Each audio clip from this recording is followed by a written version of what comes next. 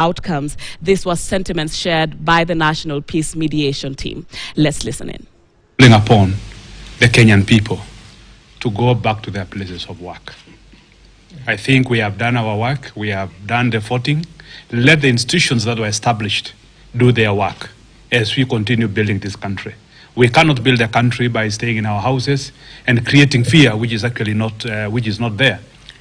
We appeal to security agencies to remain alert, vigilant, and impartial, and monitor any cases of violence and violations of the law on human rights and take appropriate actions. Overall, the situation has been generally okay and peaceful. But in a situation of elections, even in normal situations, you will have incidences of violence, of thuggery, of various natures of crime. Some of them are violations against women, physical violations, women candidates, women officials, and so forth. And in the same breath, the Human Rights Commission, together with Angaza Movement, have called for political parties and their allies to refrain from raising tension through premature pronouncement of winners with immediate effect.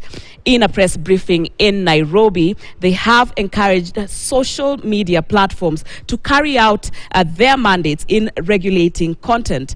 The public has also been urged to refrain from spewing hate and instead spread peace as the tallying process continues.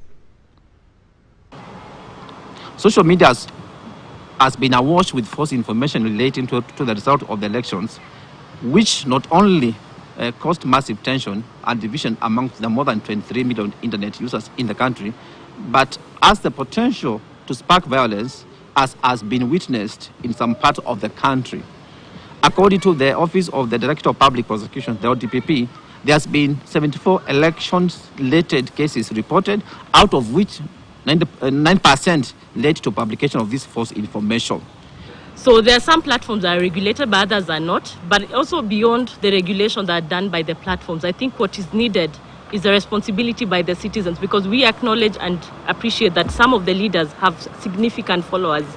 So when they make announcements or they post things that are quite misleading, then it can it can create unnecessary excitement or anxiety based on what they post. So I think beyond the regulation, I think also the people and the citizens also have to be responsible in terms of how they post, how they communicate those information, and how they post it, and what they post also on those platforms.